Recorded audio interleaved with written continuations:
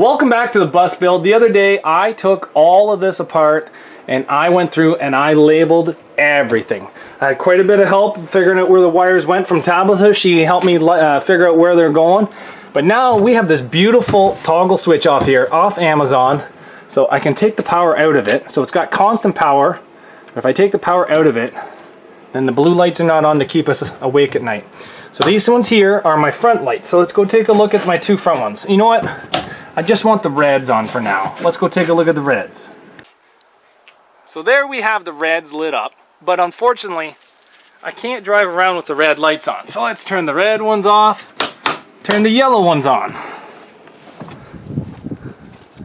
Look at that, they all work.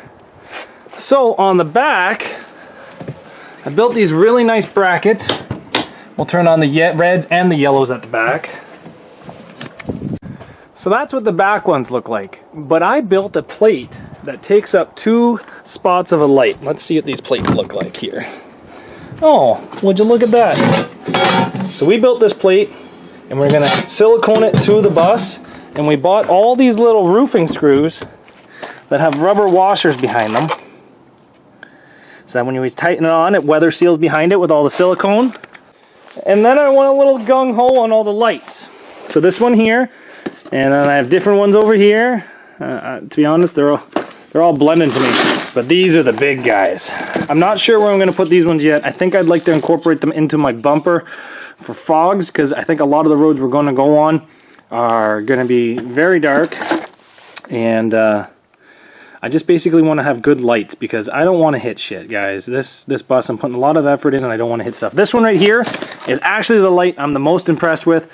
I will be not installing that one today, but I will be showing you. That should probably be this video, but just not today, because I only got about another 20 minutes. But let me go show you. I already got 2 lights installed and 1 plate. Let's go see what it looks like. So there it is with the yellow and the red. And here it is with the fogs installed. Oh my God, is that bright? I can't see anything. I can't even look at it. Oh, oh. So we have one pointing straight up so we can light up a long distance, and we have one angled down to light up the ground. So my plan is we're going to be doing a lot of boondocking and pull-off camping, and then towing with actually cars on the trailer behind us, so that we're going to be working on the cars and loading the cars. So I think these right here are going to be lifesavers for us. If we can light up all the way around the bus so that we can cook outside in the middle of the night and everything like that, I think it's going to be a great deal of basically helping us, basically a great advantage to us. I bought these lights, they're 4-inch lights. I should have bought 6 inches, but the 4 inches work and they don't take that much hydro. So that's one thing I'm after. So we're going to be getting rid of all the lights that can make it so that we are illegal, and make them so we are illegal in different ways, but only when we turn them on. So we're going to be doing the other side, but I think that's going to hold off till tomorrow, because I got to head to work. But we got one side. That is so bright, I can't look at that. I'm sorry, guys. Well, guys, we did it. We got all the backlights done, and we did one other one. So these lights from Amazon, one's already fallen apart, but we got them. I can't even look at them, they're so bright. But they're all kind of facing down, so it's going to light up the ground. We can easily get up there and move them to kind of position it in spots that we want it to be.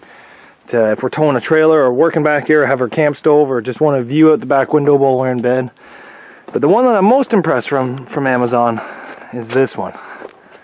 This is the nicest looking one that they had, and I think I might be trying to get some more and putting back here somewhere. Just for the fact of the matter is, I think it's going to put a lot of ambient light right outside the door, and I think it's probably going to be the one that we use the most. I did get rid of the spotlight that was there, but I like that one the most. But we got all the cameras on, we got all the, what do you call it, spotlights on the back. As you guys can tell from the amount of snow, I'm not going to really do the front because of the amount of snow. It's going to be a little slippery getting up there. But as of right now, let's see what our voltage is. This thing's kind of nice to see our voltage, but if we use the stuff, it drops the voltage too. So we're at 12.2, 11.4, 11.2. That's how much those lights use. It looks like the LEDs use a lot less So these two are LEDs, that one's LED. These two are not LED. You can see the difference in LED lights to non-LED lights and the amount of power they use. So once we get the front 4 switched over to LED, then it's going to be quite a difference. But honestly guys, that is pretty much all the lighting on the back of the bus. I'm super happy about this and how it's going. And honestly guys, it's coming together slowly. A buddy of mine owes me a little bit of money, and he's a nice actual, what do you call that, woodworker. So he's going to, we came and got some measurements over here for this thing, and hopefully he's going to build me a pretty nice cabinet. We're talking about using the same fascia that I have down here, so I think that would be really nice up there. So we'll have to see how well that turns out. It'd be super cool to see how it turns out. But the bus is coming along, and couldn't be happier with how it's coming. Getting a little late in the season, but one of the things we have coming up that we're probably going to be installing here in the next 2 or 3 weeks is a little diesel heater. I have that thing for about a year. I modified it a bit to fit underneath the bed and move the diesel tank to a different location, so that way it'd be easier to fill it and maybe tuck it up out of the way. But yeah, so that's in there and it's ready to go. Just gotta basically mount the exhaust, mount it to the floor. I'm gonna bring the control panel up here by the window, I think. So then that way we can control it from inside the bed. But we'll have to see. So the other day I mounted these seats. I mounted the driver and passenger seat. The passenger seat passed the girlfriend test, but unfortunately the driver's seat does not. I have to lower it a bit. I did realize the seat was quite tall, but unfortunately I think I have to lower it a bit just because of I have a hard time getting my knees underneath the pedal and she has a hard time getting her knees underneath the pedal. It's just, and it kind of puts your head really tight to the roof, so you don't have a whole lot of viewing. Guys, we're going to be driving quite a bit. I think that seat's got to be lowered. Now, I don't know how I'm going to do it though. We're going to be taking a look at that here shortly and seeing what we can do and what we can't do. So let's get going at that. We're going to take the seat out. Let's move this one back, I guess. We're going to be taking this one out and then modifying the brackets or something to get it a lot lower. I think it needs to be about an inch or 2 lower. And then we can go from there. So let's see what we can do. So we modified the seat down here by cutting about 1.5 inches off the seat and then welding some flat bar onto it, reinforcing it, getting all the welds done, and then drilling the holes and mounting the seat again. So it's actually 1.5 inches lower. So it feels a lot better, but then it was hitting something where the seatbelt bracket is in here, so we had to modify that. Honestly, it feels a lot better. Hopefully it passes the girlfriend test. She's going to come home tomorrow and probably be able to try that out. And she just complained she was too close to the wheel. So if I have to cut it apart again and lower it some more, I can do that. It doesn't really affect too much, just about 1.5 hours and a little bit of cursing and swearing. But by lowering it, did get a little bit more space up here, which is nice.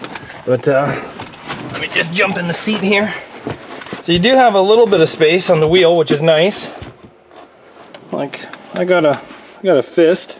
Can reach the gas pedal pretty easily. It's a pretty upright seat, and now you definitely, before you were like up here where you could see like this, but now you're down here, so you can see a lot more. I know that doesn't really translate well to video, but you guys, I'm just modifying it until it fits my needs, and who knows, this one doesn't pass your test, I might have to modify it again. So we'll see. What else are we gonna do today? So while you're sitting in here,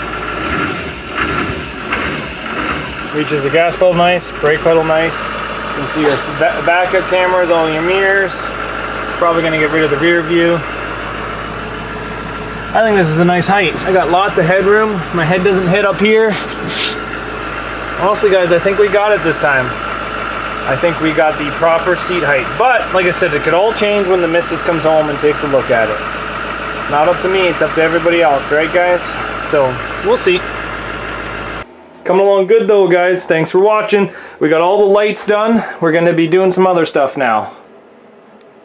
Yeah, guys, this build here is going to be going very well, I think, and we're going to be getting ready for our trip. We have some trips planned for this, some local ones, and then we have a big one coming up, so I'm super excited for that in 2024. So stay tuned.